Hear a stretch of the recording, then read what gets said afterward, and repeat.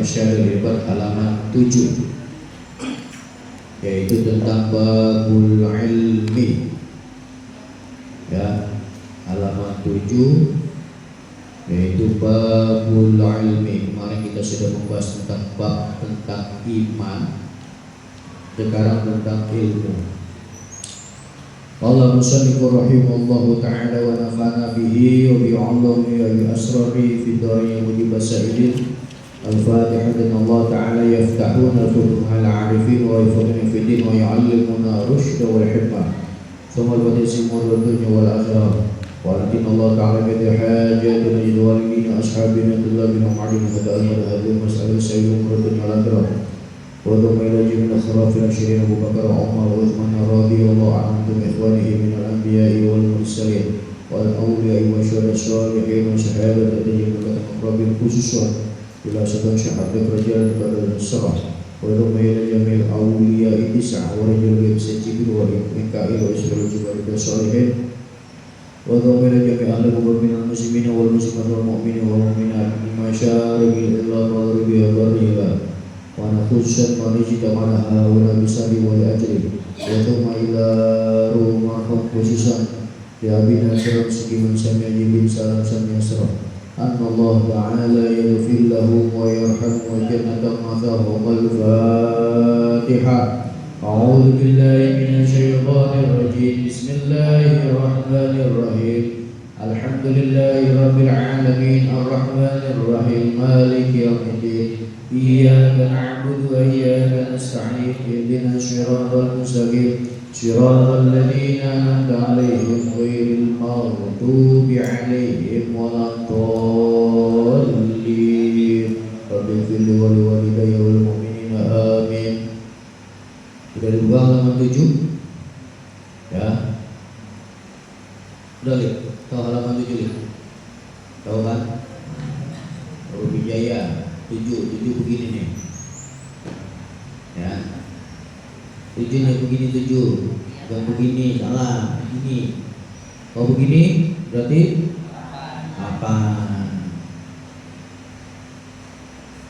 Babul ilmi, bab tentang ilmu.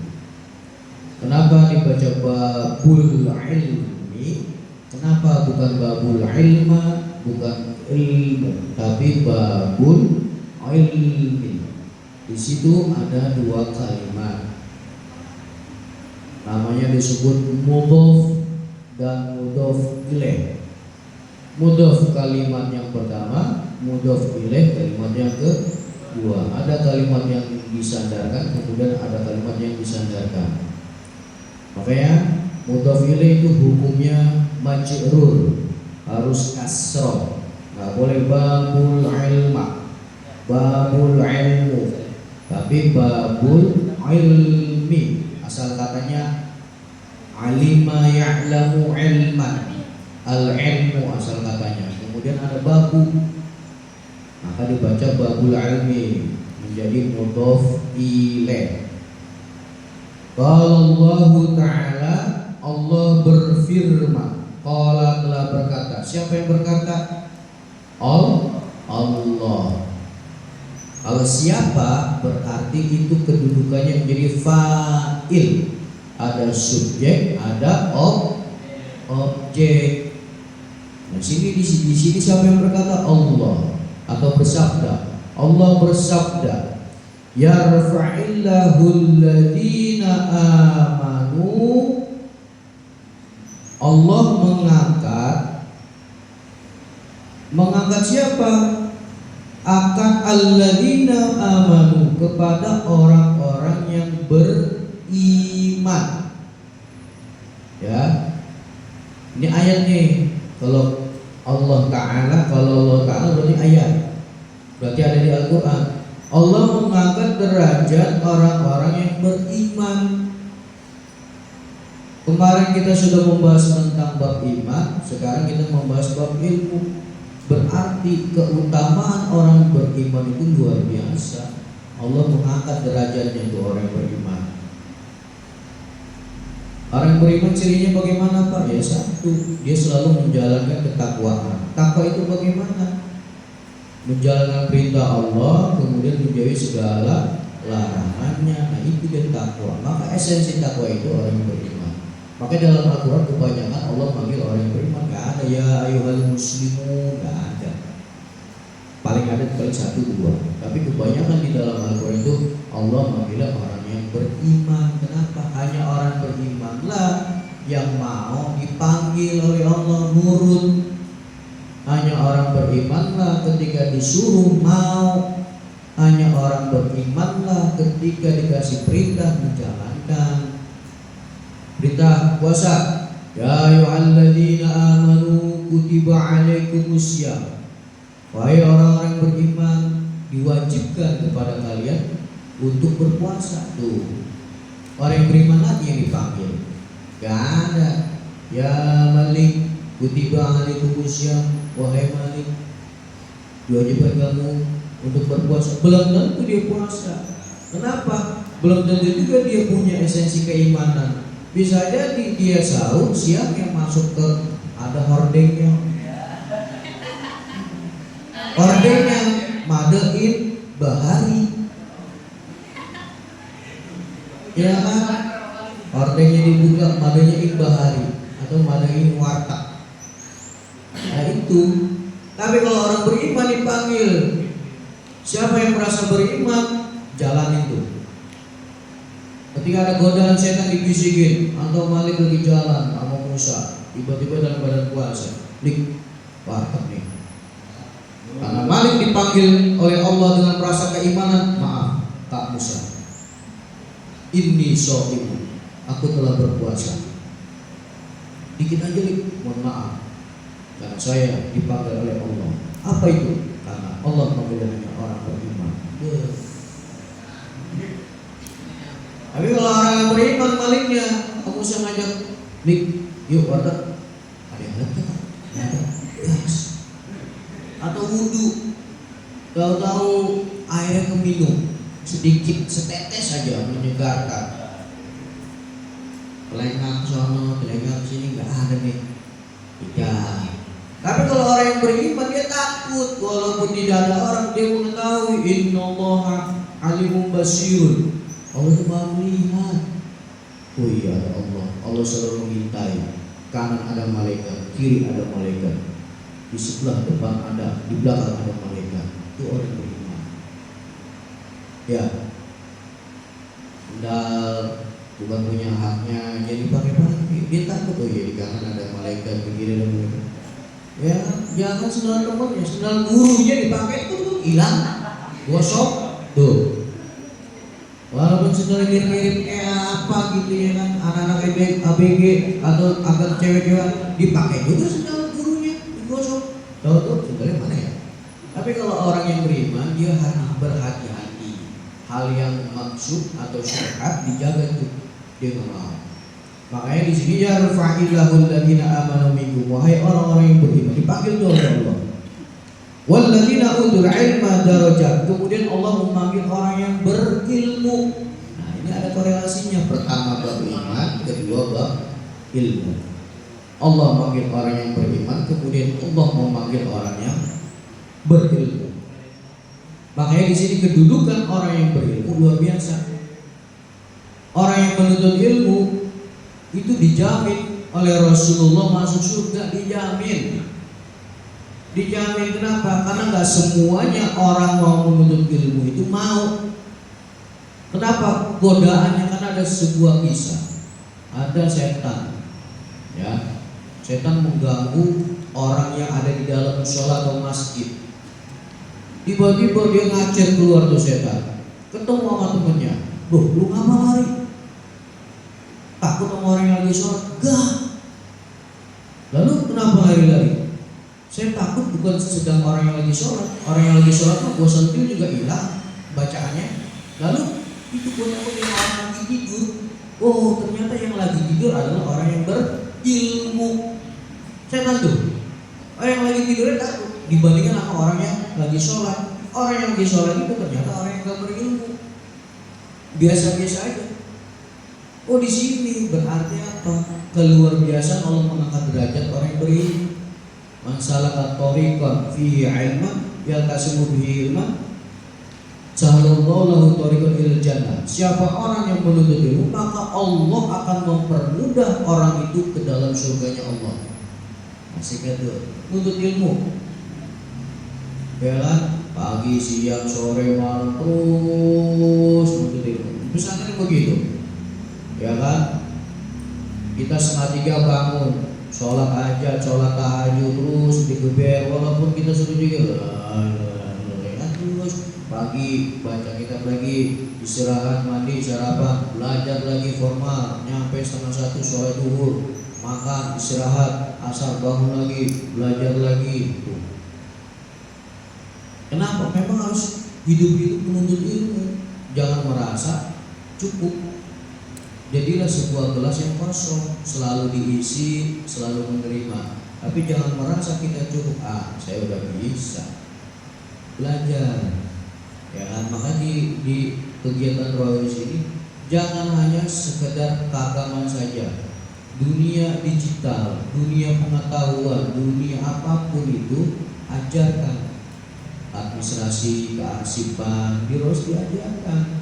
Jadi bukan sekedar baca kitab, baca tahlil, enggak, saya nggak mau. Kenapa? Kita harus mengikuti zaman. Jangan sampai kita tenggelam dengan zaman. Paham? Ikutin. Oh, zaman sekarang dunia digitalisasi. Ya udah, kita ikutin dunia digitalisasi. Gimana? Kita main dakwah kita dengan digital. Orang yang joget-joget di digital aja nggak malu. Kenapa kita dakwah digital malu? Nah, kita ikutin tuh. Ya kan? Perkembangannya. Oh, sekarang banyak orang yang nggak suka nonton TV, lebih suka nontonnya TikTok, lebih suka nonton YouTube. Kita mainin di situ. Tapi kalau kita fanatik, TikTok, Facebook, IG, WA, PA, apalagi, ya kan? Itu nanti sesat. Itu orang fanatik. Kenapa fanatik? Dia tidak mengikuti zaman. Segala sesuatu itu tergantung kitanya. Bisa nggak memberikan manfaat atau mudarat? Yang mudarat jauhi, yang manfaat deketin. Mudarat bagaimana? Hati-hati dengan jempol, jangan sampai ngikutin netizen, ikut ngomporin. Iya nih, si Inara selingkuh ini, ikutin ya. Tanpa tahu sebab, tanpa menganalisa, ikut komen. Iya, gue jadi ilfil sama si Inara, iya, ikut ya kan.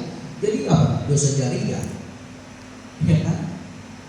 Hati kita ini muncul emosi terbawa, iya gue kegetang ya, pasti begitu kan? Atau ada lagi tentang nasab, Habib ini bongkar, kamu ikut-ikutan. Netizen maha paling benar. Tapi kalau misalnya diajak diskusi begini, cek dia. Kenapa? Ya itulah, ya hati-hati. Bangun amal jariah, jangan sampai kamu dosa jariah. Tuh, dosa jariah bagaimana? Yang di sosmed yang nggak pakai hijab, itu dosa jariah tuh. Jangan sampai kamu di alam kubur mati masih ada foto kamu, ataupun dobe-dobe kamu, seki-sekinya, jangan sampai. Tapi yang amal jariah itu yang bahaya, ya kan? Nah di sini Allah memanggil orang yang beriman dengan orang yang berilmu. Ayyarfa'i darajatil ulama minhum khosah. Wa qala Allah ta'ala azza wa jalla, kul hal yastawi alladhina ya'lamuna wal ladhina la ya'lamun. Kemudian katakan pula, kul, katakan, hal yastawi alladhina la ya'lamuna, apakah sama orang yang mengetahui dengan orang yang tidak mengetahui? Nah ini katanya nih, maka diperjelas oleh Allah. Allah mengangkat derajat orang yang beriman, Allah mengangkat derajat orang yang berilmu. Kemudian dikatakan pula, apakah sama orang yang mengetahui dengan orang yang tidak mengetahui? Ai la yastawiyani, jelasnya persamaan. Wa akhraja Ibnu Abdul Bar anin nas, kalau qala telah berkata. Siapa yang berkata? Yaitu Anis. Nah, ini tentang hadis, bukan tentang firmannya. Apa yang dikatakannya? Qala Rasulullah sallallahu alaihi wasallam. Qala telah berkata Rasulullah telah berkata. Rasulullah menjadi fa'il, qala menjadi fi'il. Fi'il apa? Fi'il madhi. Ada fi'il madhi, ada fi'il mudhari, ada fi'il amr. Fi'il madhi itu kata lampau, kata kerja lampau. Fi'il madhi kata kerja yang akan datang ataupun sekarang. Nah ini kalau pakai fi'il madhi berarti Rasulullah sudah mengatakan jauh-jauh hari, utlubul ilma walau bisin, tuntutlah ilmu walaupun ke negeri Cina. Rasulullah itu ngajarin, artinya tuntutlah ilmu walaupun sejauh manapun, ke negeri Cina, ke negeri manapun.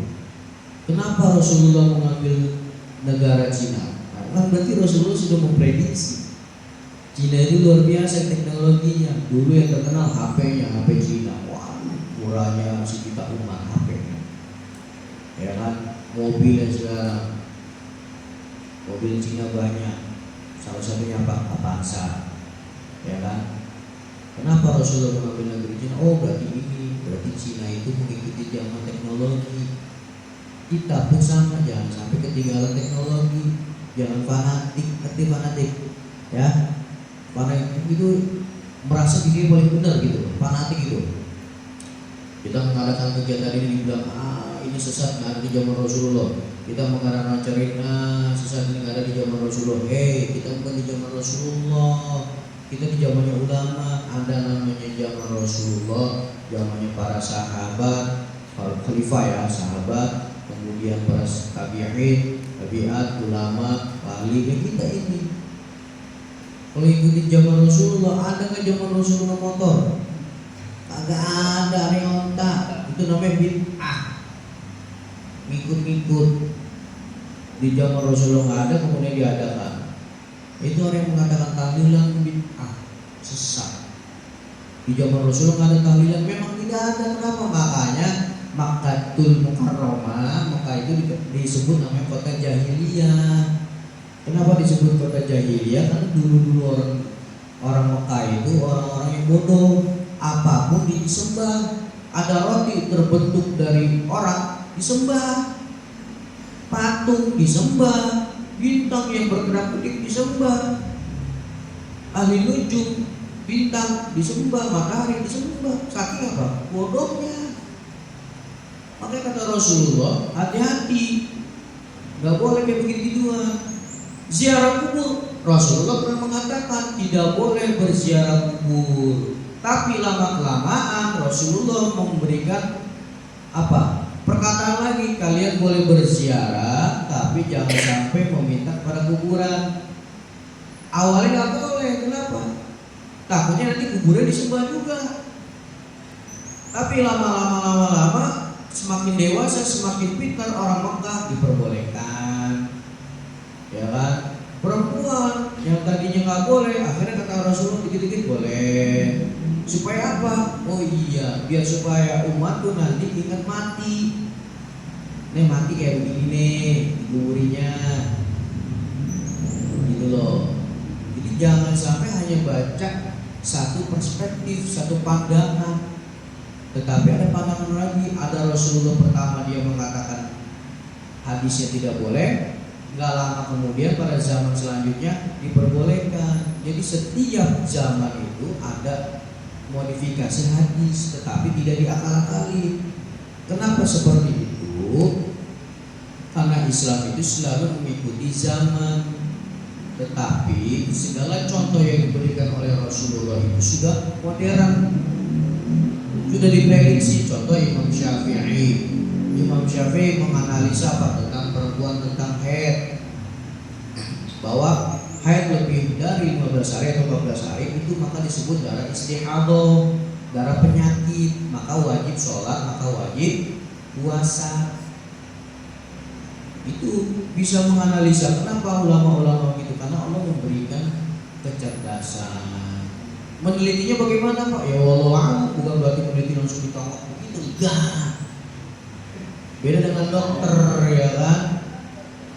Tapi Imam Syafi'i bisa menganalisa begitu karena diberikan kelebihan oleh Allah supaya bisa mengarang kitab-kitabnya, supaya nanti manusia itu berpedoman kepada para ulama, ya kan?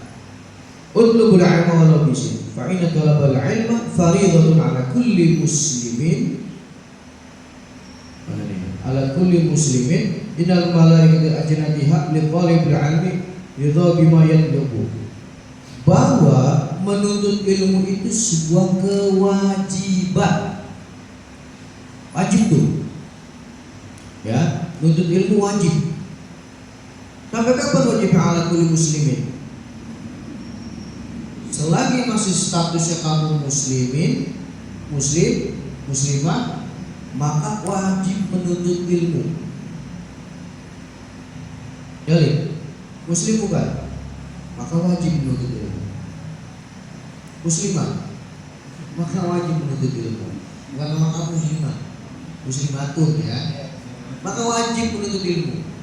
Pas saya malas nggak mau menuntut ilmu, kafir. Jadi status kafirun. Oh begini Pak, iya karena yang muslim dan muslimah maka dia wajib menuntut ilmu. Dianjurkan oleh Allah, dianjurkan oleh Rasulullah. Yang merasa dirinya muslim, yang merasa dirinya muslimah maka wajib menuntut ilmu. Sampai kapan? Sampai liang lahat. Tuh, sampai liang lahat menuntut ilmu itu. Jadi walaupun jangan merasa saya udah tua, dia nggak mau menuntut ilmu. Udah tua pun menuntut ilmu. Makanya Rasulullah mengajarkan untuk beli walau bisi, tuntutlah ilmu sampai ke negeri Cina ataupun sampai ke liang lahat. Selagi sampai liang lahat maka selesai tugas kamu untuk menuntut ilmu. Selesai itu. Ya masa ya orang mati menuntut ilmu. Ya kan? Sampai liang lahat selesai tugas kamu di situ. Tapi selagi belum nyampe ke liang lahat maka wajib nuntut ilmu. Kamu sekolah itu nuntut ilmu. Selebihnya ngaji agamanya di rumah. Di lingkungan ngaji nggak, saya yakin hampir 30% gak semuanya itu di lingkungan kamu ikut pengajian, saya yakin. Kenapa? Sudah zamannya. Budaya ngaji maghrib itu udah nggak ada. Ada paling berapa persen di lingkungan. Percaya sama saya. Kenapa? Karena zamannya sekarang orang tua lebih mementingkan HP ini adalah Tuhan anaknya. Anaknya sekarang kalau nggak ada HP muring-muringan. Yang dibuka ya kan PUBG, yang dibuka Mobile Legends, yang dibuka FF. Ya kan? Kau tahu kalau dia tahu ponakan saya lihat maghrib sekarang. Kalau diambil uring-uring. Emaknya nggak ada juga dia nggak bakal nangis, tapi kalau HP nggak ada nangis. Kenapa? Ya itu zamannya sekarang budaya maghrib udah nggak ada. Di Depok cuma berapa persen? Malah apa? Buka warkop yang ada wifi-nya, maghrib ramai itu anak-anak dalam hati saya itu anak tuyul apa anak setan? Maghrib dari mana di pinggir jalan? Orang yang pulang dulu mah apa? Maghrib masuk rumah, pintu ditutup, ya nggak? Jendela tutup. Itu zaman sekarang pinggir jalan semua anak setan tuh. Maghrib. Kenapa? Orang dulu mengatakan tidak boleh ada di luar maghrib karena ketika pergantian cuaca dari waktu senja ke waktu malam itu jin itu pada keluar. Ada namanya yang mengganggu anak kecil namanya jin sibyan, umi sibyan. Jin umi sibyan itu rambutnya itu tajam-tajam, kalau digambarkan kayak anak pak. Ya kan, makanya anak kecil itu suka nangis, kenapa? Ditusuk-tusuk gitu sama jin umi sibyan. Makanya ditutup pintunya maghrib. Ya kan, aja ditutup karena bangsa mereka sudah sedang keluar tuh. Ya kan, makanya orang tua dulu mengajarkan itu ada tujuannya tapi nggak tahu dasarnya. Orang dulu tuh dia nggak tahu tapi tujuannya ada bener. Maghrib nggak boleh keluar toh. Kalau bahasa orang tua kita apa? Ada kalau ngewek. Ya ada itu kalau ngewek tuh. Padahal tujuannya apa? Agar supaya jin umi sibyan itu tidak mengganggu anak kecil.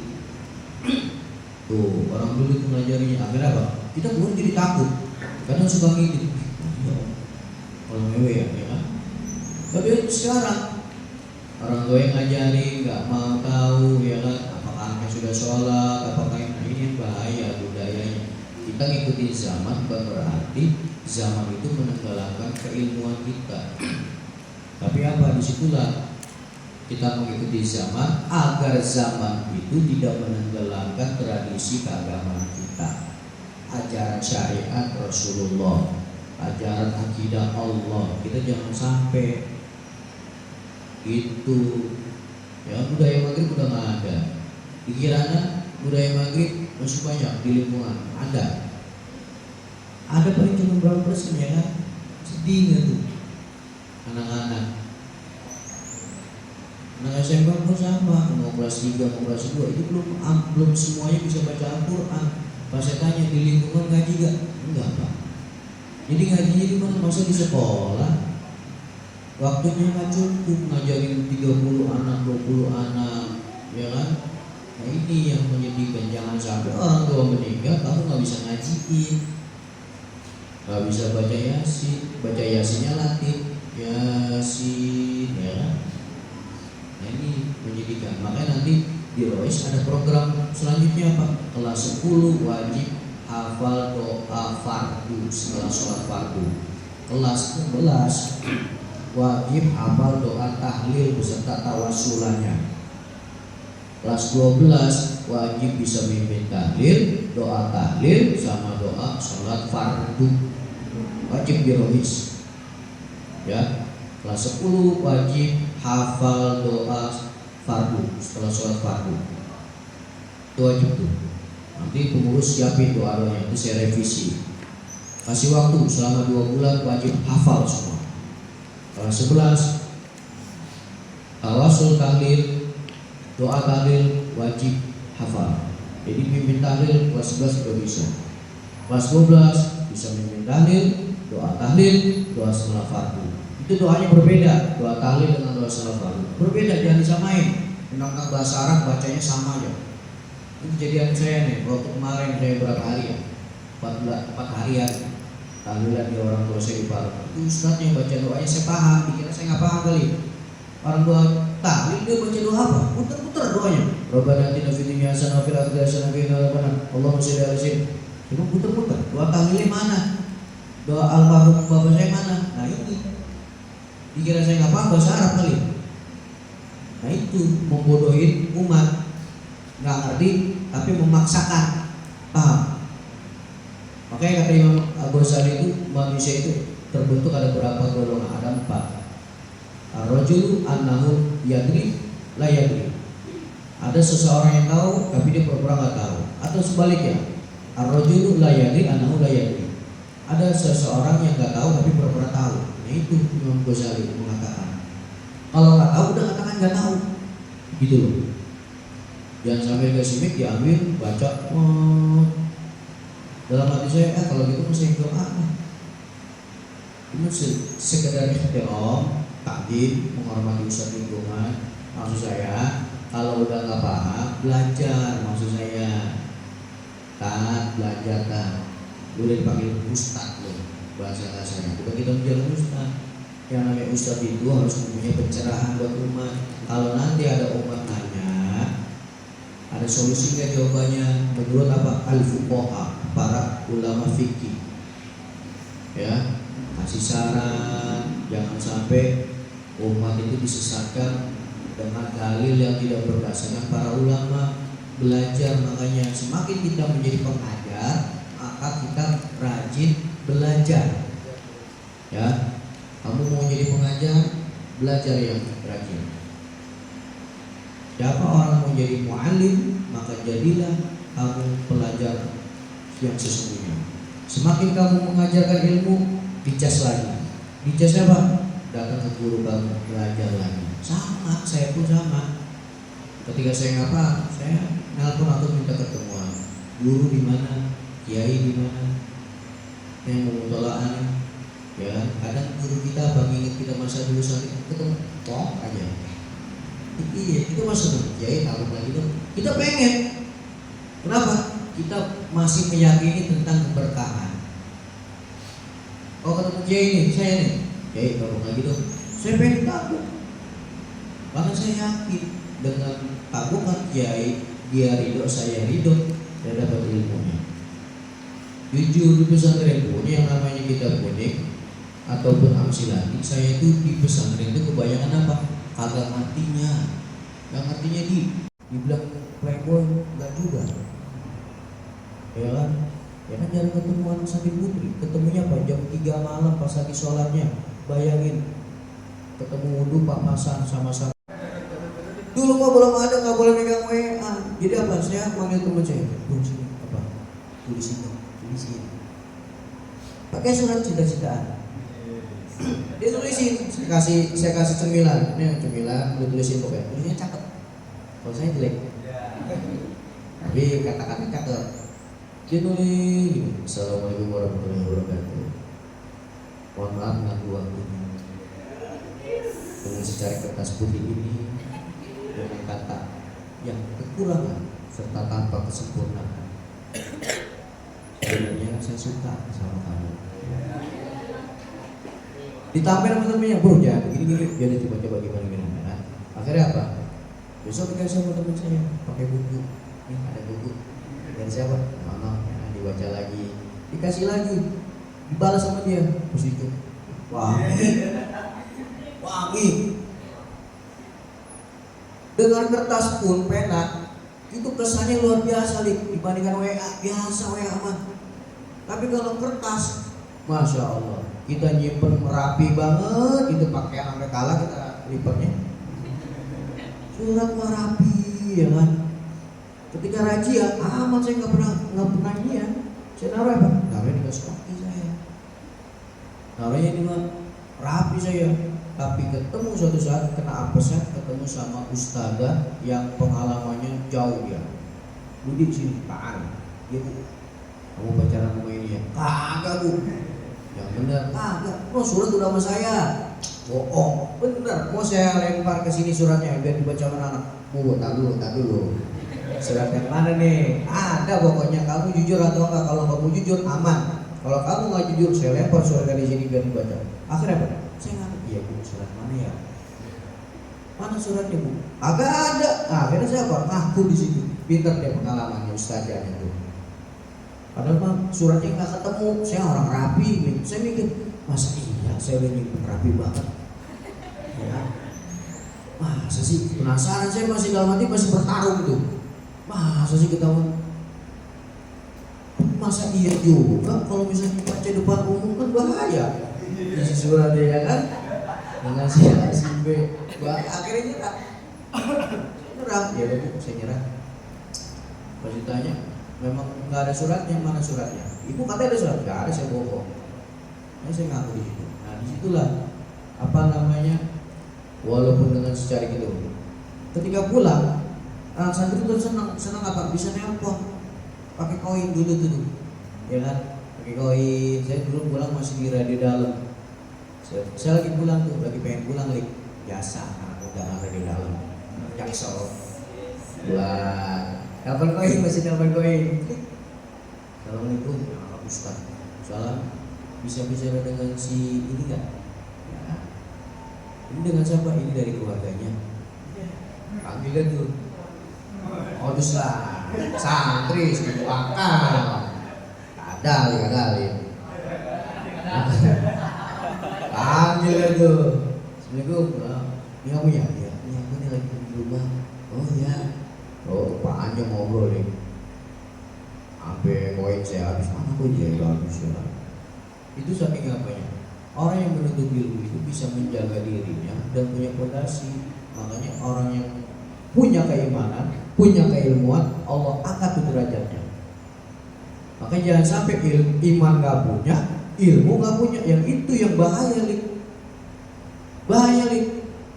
Iman gak punya, ilmu gak punya, mau jadi apa? Minimal iman ada, minimal ilmu ada. Kita gak punya harta, ilmu ada, masih dijaga oleh Allah derajatnya. Kita gak punya harta, iman ada, masih diangkat derajatnya oleh Allah. Tapi iman udah gak ada, harta gak ada, belangsak. Ilmu gak ada, harta gak ada, belangsak. Gitu loh. Kita miskin, iman gak ada. Kita miskin, ilmu gak ada. Ya jadi apaan deh? Kira-kira gitu. Oh, parkir Alfamart Indomaret. Sekarang Alfamart Indomaret udah dibaca gratis parkir. Aduh gak bisa parkir lu. Karena counter ada parkirnya, karena counter ATM yang ada ya semua parkiran. Tahu-tahu terus lah. Lu masuknya dari mana nih terus aja. kita parkir nggak diparkirin, itu saking apanya, dia nggak punya iman, dia nggak punya ilmu. Tapi orang punya iman, punya ilmu, maka hidupnya berkah. Ngerti berkah? Ngerti nggak? Mustafa. Berkah itu ziyadatul khair, menambah kebaikan, gitu loh. Kalau kita hidupnya berkah, enak, hidup apa adanya tapi mencukupi. Punya uang 50.000 tapi berkah, berkahnya apa? Kita masih berbagi. Ketika kita butuh yang lain, ada aja uang. Oh bisa begitu Pak? Ya itu. Tasadaq fil jaib ya tika ma fil ghaib. Sedekah itu yang ada di kantong kamu, maka tiba-tiba akan datang secara goib atau secara tiba-tiba. Tasadaq, sedekah. Ya kan? Makanya dalam Al-Qur'an apa dijelaskan?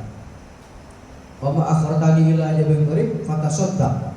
Andai kata kamu dikasih umur lagi nih, kamu mati, dikasih pilihan lagi, hei kamu saya hidupin lagi sekali lagi, apa yang kamu inginkan? Fatasaddaq, maka saya ingin sedekah. Kamu tanya tuh orang yang belum mati lik, tanya, bang, lu mau hidup mau ngapain? Bang, mau ngapain? Pas jawab, fatasaddaq, dia ingin sedekah. Ternyata sedekah itu luar biasa kasihannya, apapun ada, gitu loh. Sedekah, walaupun berat. Makanya Rasulullah itu ketika dia menjalankan Isra wal Mi'raj, dia nanya kepada iblis, yang membuat raga kamu, tubuh kamu itu iblis hancur selebur-leburnya apa? Wahai Muhammad, sesungguhnya tubuhku akan hancur lebur berkeping-keping adalah ketika itu tapi nggak malam juga kelas, ya kan? Saking minum enak kan dengerin dongeng saya kali ya. Itu kan ditiup sama setan. Ngantuk lo, makan tuh. Liur dalam mata lo, siwar dalam mata lo, katarak dalam mata lo, ya kan? Itu setan di samping kita tuh, jangan dengerin. Kalau tahu badannya gelisah, ngesek dikit, badannya ngesek dikit. Itu tuh cobaan orang itu kayak begitu. Sama saya dulu jadi santri begitu, logat ini begitu. Tahu kiai begitu, tidur tuh ya kiai ngantuk kan. Coba begitu. Ya kan? Ada yang mau tanya tentang bab ilmu, fadilahnya, khasiatnya, lik, tombak lu mantap mulu lu. Apa hakikatnya orang yang berilmu? Apa? Apa hakikatnya orang yang berilmu? Apa? Hakikatnya orang yang berilmu. Akibat. Hakikatnya orang yang berilmu.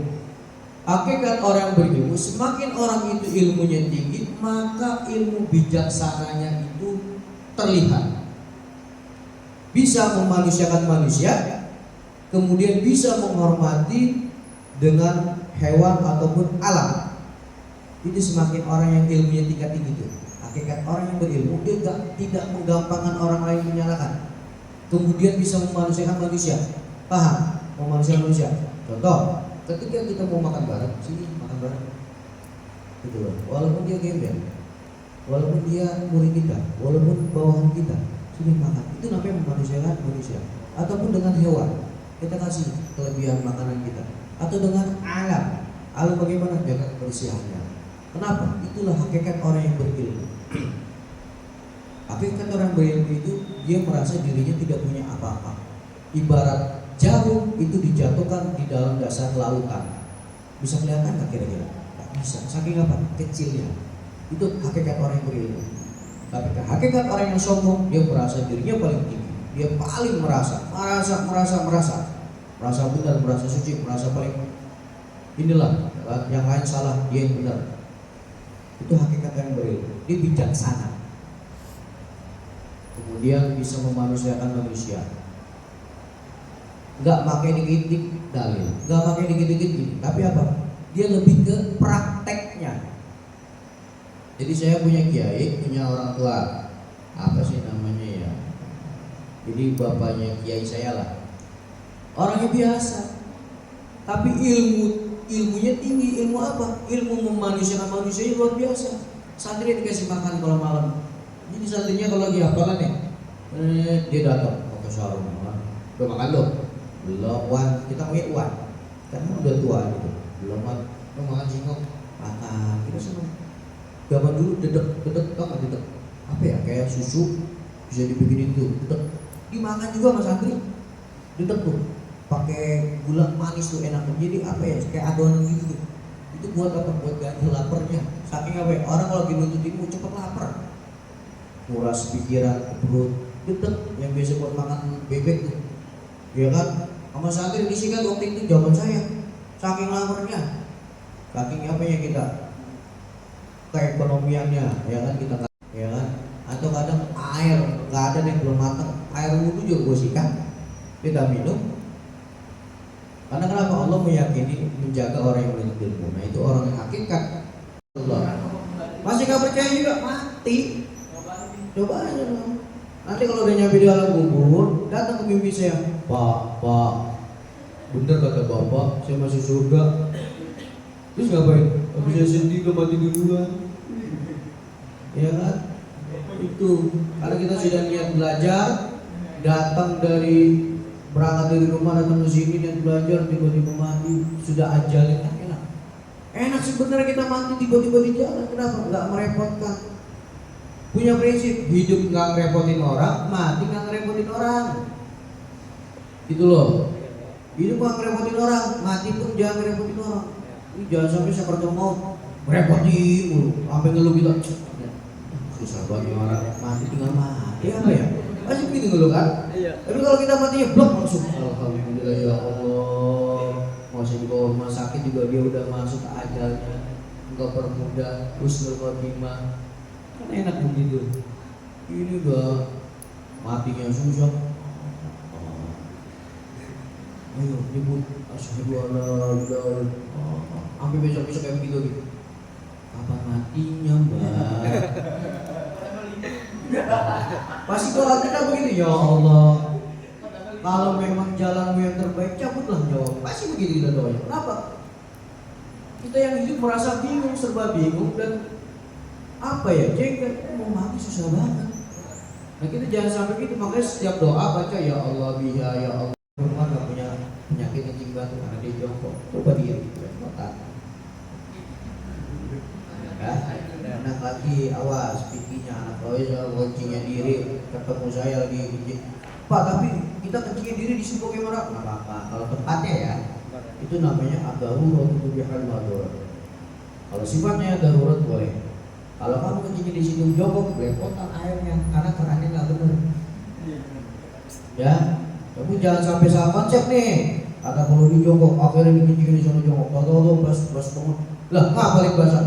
Jongkok Pak, itu bahasa nggak gitu juga, nggak gitu juga, ya. Jadi harus paham kalau hal yang darurat boleh, ya. Jadi jangan sampai saya lihat pada toiletnya enak ada tempat jongkoknya buat kencingnya saya lihat, ada yang berdiri buat tarik punya lu,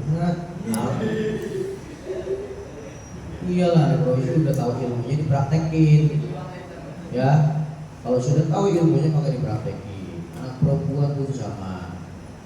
Bahasanya ketika kamu sedang datang bulan, cucilah kembali kamu yang benar. Jangan asal buang. Ingat darah kamu itu menjadi saksi. Kalau nggak dicuci dulu nanti dijilatin bangsa jin. Bangsa jin berkembang biak itu dari darah kotor kamu, ya. Bersihin yang benar. Jangan asal buang di tempat sampah sembarangan. Kalau bisa bawa plastik buang gitu. Pembaliknya dijaga yang benar, yang diantarin ke sana ke sini, ya kan? Saya masuk, wow ada orang Jepang. Wow. Mana-mana, ya kan? Dirapihi gitu loh perempuannya. Jadi fikirnya jalan dalam fikirnya, ya kan? Hijrah boleh, tapi harus ada ilmunya. Jangan sampai hijrah outfit, ngerti nggak hijrah outfit? Dia ngikutin teman hijrah ya pakaiannya keren-keren cakep-cakep jadi outfit main gengsi-gengsian. Beli baju pakai mahal loh, beli hijab pakai mahal loh, ini outfit. Tapi kalau hijrah dengan ilmu apa adanya, dia memperdalam ilmu kemudian dipraktekkan. Gitu loh. Nah, sekarang agama kita lagi disorot apa? Orang yang banyak hijrah tapi malah salah jalan. Padahal bukan agamanya tapi orangnya. Kenapa bisa begitu? Karena ia tidak didalamkan dengan keilmuannya. Gitu loh. Sekarang banyak artis yang sedang berhijrah. Bagus nggak Pak? Bagus, alhamdulillah. Berarti Allah sedang mengambil, tapi harus didalamkan dengan kajian keilmuannya. Jangan sekedar kumpul hijrah outfit, membicarakan bisnis. Akhirnya apa? Terjadilah perselingkuhan, terjadilah saling gosip, terjadilah saling fitnah. Kan bahaya kayak begitu loh. Ya kita mah nggak usah neko-neko. Kita kumpul begini, buka kitab kuning. Walaupun agak ngantuk sebenarnya, tapi enak kita. Gak saling menggengsi-gengsian. Ya, apalagi nanti mau ngeliwat ada yang bawa ini, saya bawa ayam cemani, ada bawa apa? Udah nggak usah menggengsi-gengsian. Yang penting niat kita tolabul ilmi. Insya Allah kalau kita tolabul ilmi, jaga imannya, menjaga keilmuannya, kemudian amal, artinya amal dipraktekkan, imannya sudah ada, ilmunya sudah ada, maka dipraktekkan. Walaupun kamu hanya bisa alif bata saja, maka diajarkan. Iman sudah ada, ilmu sudah ada, maka amal yang harus kamu lakukan. Ajarin. Gitu loh. Iman sudah ada, ilmu sudah ada, maka amalkan. Supaya apa? Menjadi amal jariah. Oke? Alhamdulillah cukup sampai 1 jam kita tepat waktu. Ya berangkat tadi sampai 7:30 saya setengah 8. Ada istri saya tumben hari Sabtu rapi. Dia anak-anak nih mesek. Saya mancing. Ya kan? Oke, mudah-mudahan kita lanjut selanjutnya dalam pertemuan ini. Kita dalam keadaan sehat walafiat, diberikan umur yang panjang dalam taat ibadah kepada Allah. Lalu kita doakan kepada kedua orang tua kita yang masih hidup, mudah-mudahan diangkat penyakit yang sedang sakit, kemudian dimudahkan segala urusannya, diberikan keberkahan dalam hidupnya. Kemudian orang tua yang sudah meninggal, mudah-mudahan diampuni segala dosa-dosanya, kuburan Allah yang di jannah. Amin. Kita yang sedang menuntut ilmu di Satria ini, mudah-mudahan mendapatkan ilmu yang bermanfaat, kelak nanti menjadi orang yang sukses dunia maupun akhirat. Al-Fatihah. Bismillahirrahmanirrahim. Alhamdulillahirabbil alamin. Ar-Rahmanir Rahim. Maliki yaumiddin. Iyyaka na'budu wa iyyaka nasta'in. Ihdinas siratal mustaqim. Shiratal ladzina an'amta 'alaihim ghairil maghdubi 'alaihim waladdallin. Amin. Bismillahirrahmanirrahim. Wa karim ya mujibas sa'ilin wa bihaqqil Fatihah. ولسر العباد وبكرامة الفاتح يا فرجا يشفى يا العظيم يغفر ويرحم يا رب يا الله يا رب الرحمن يا رب الرحيم اللهم اجعل إياهم أولادنا وتلاميذنا ورئاستنا بأهل علمك ومن أهل عبادك الصالحين يا الله بها يا الله بها بحسن الخاتمة يا الله بها يا الله بها بحسن الخاتمة يا الله بها يا الله بحسن الخاتمة اللهم أرزقنا ويسرنا حجبة الحرام ومن بخير حسن الختام ربنا آتنا في الدنيا حسنة وفي الآخرة حسنة وقنا عذاب النار وصلى الله على سيدنا محمد وصحبه وسلم بفضل سبحان ربك رب العزة عما يصفون والسلام على المرسلين والحمد لله رب العالمين. تقبل منكم تقبل كريم. Wassalamualaikum warahmatullahi wabarakatuh.